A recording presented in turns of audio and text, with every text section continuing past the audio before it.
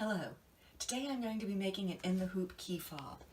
This design can be stitched completely in the hoop where the back is stitched while you're stitching it, or you can stitch it with a full loop on the back, leather loop on the back, or vinyl loop on the back rather, and then close it with a snap or rivet tab.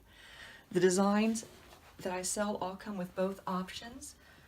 So as you can see, the loop that's stitched in place, this is what the back stitching looks like, or the full loop, which includes that hoop.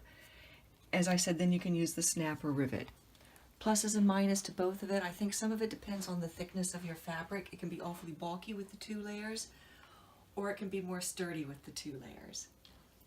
Anyways, for materials, I've got my 2 pieces of vinyl cut here. I'm going to be doing the one which stitches completely in the loop, in the hoop.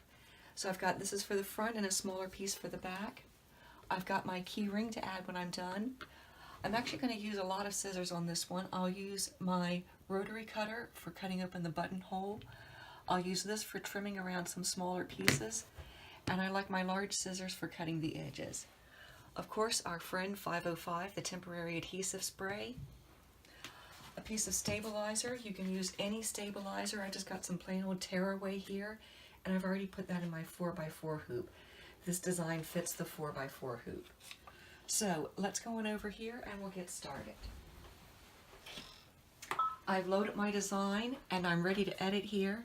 For multi-needle users, you're going to want to go in here, set the colors that you want to use for your design, and add some stops so that you'll be able to pause it as needed for adding things and cutting the buttonhole.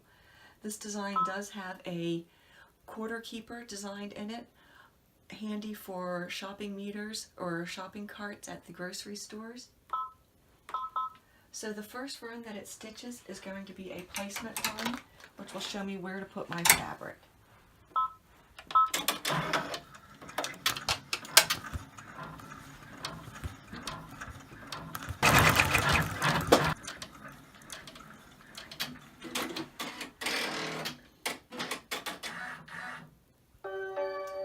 The placement run has completed. I'm going to take my hoop out of the machine. I've got my fabric. I've already put some vinyl. I've already put some 505 on the back of it. I'm going to lay that over the stitching area. I'm going to turn it over, and you can just see those stitches there. I've got a nice, fairly even placement. I'm good with that. Sometimes this actually isn't plugged in, but I like to use this just to help press it down good in place. We'll return this to the machine. It's going to secure this in place and then stitch the details. After it stitches the large buttonhole, or rather the quarter keeper, we'll pause the machine before we add the backing.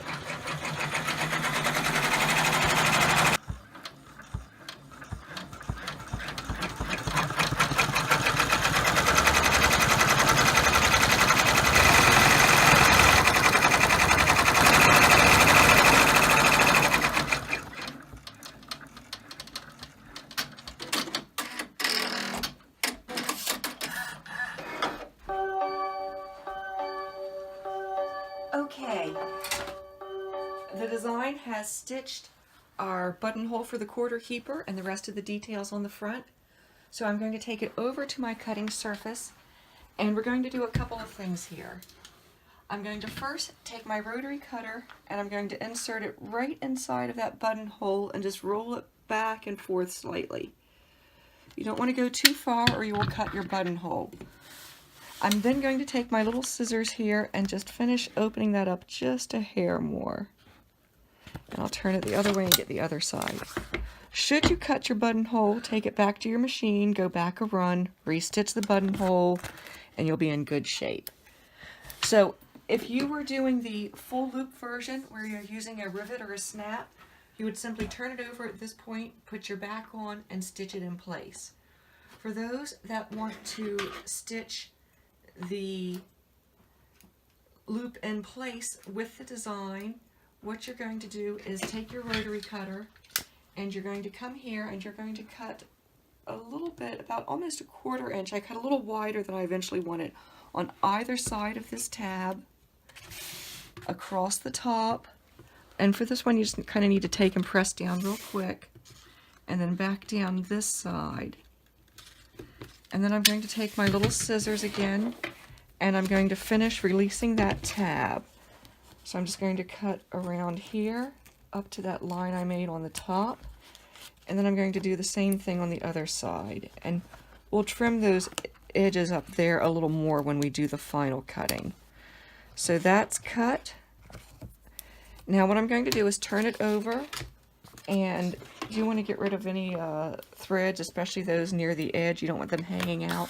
I'm going to kind of fold this in half, make sure it's where I want it. I want this line here basically going across the top of the cup or the top of the design. That's where it's going to stitch in place when it stitches the back on. So I've got that folded good. I've got a scrap piece of paper here just to contain the spray, and I'm going to spray the top of that. You don't want to spray the whole loop or you'll never get it back apart, or only with difficulty. And I'm going to spray a little bit across the top here so that my back stays in place. So I'm going to take this loop and I'm going to fold that back where we'd already decided it should be folded. Press there.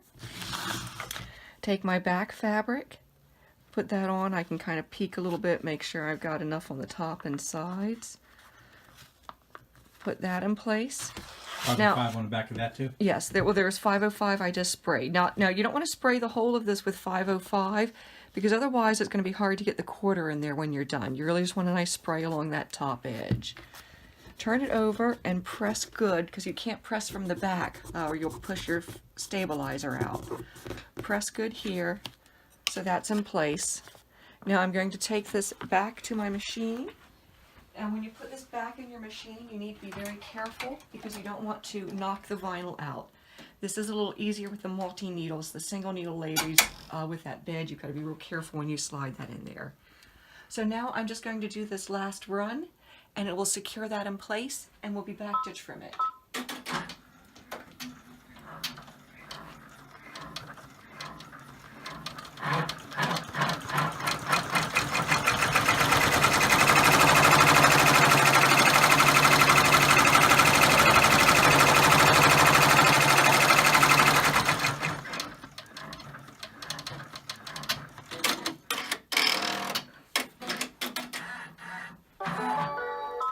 Okay, our design is finished.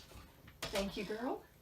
We're going to bring this over here. We can pop this out of our hoop now.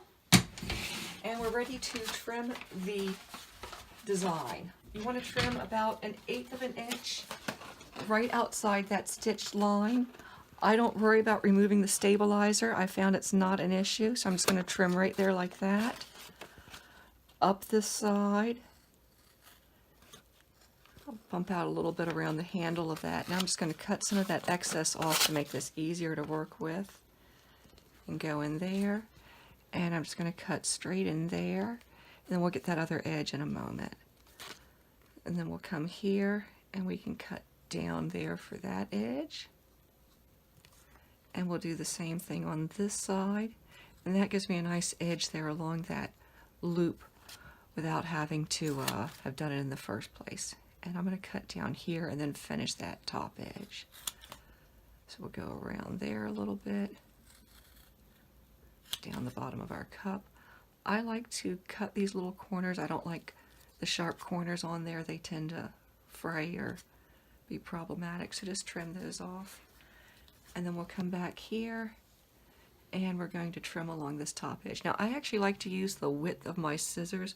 I can kind of line up the back side with that thread there to get the same trimming amount. Now I'm going to break out my little scissors again. There's just a small bit there that needs to be cut. Oops, I must have cut myself too. And we'll cut here. And a little trim there. And one more little cut. You want to be careful if you cut too far, you're going to cut your stitching. That's not a good thing. Now I need to do one last thing. I'm just going to trim across the very top there for my in the loop design. So here we go. My loop is all stitched. It's closed. You're completely done. Now again, like I said, you could do the version where you've got the full loop on the back and then use your rivet or snap. Now I'm going to do one more thing here. I'm going to take a little screwdriver and I'm just going to stick it in that slot and move it up and down once or twice to make sure that that's open. And I'm also going to stick it down in here where my quarter goes. So this design is all set now. You can put a quarter in there and it's ready to go for you at the grocery store. I'm also going to add, where did my split key ring go to? And I'm going to show you, one of the things, these can be sometimes hard to get on vinyl. I like to use my little screwdriver here for that as well. I put the screwdriver in and then turn it, and that opens that ring up nice and wide so that it's real easy to slide him in. And you can move that along and twist him again and move your key ring along until you get him off the other side. And there we go. So I've got a quarter keeper ready to go, and we're all set. I hope you've enjoyed this design. If so, please like and share, and subscribe to my YouTube channel so that you can enjoy more of my In the Hoop videos. Happy stitching!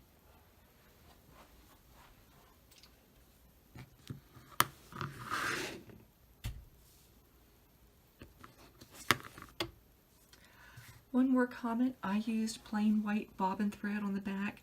You can, of course, use a bobbin thread which closer matches your vinyl if desired.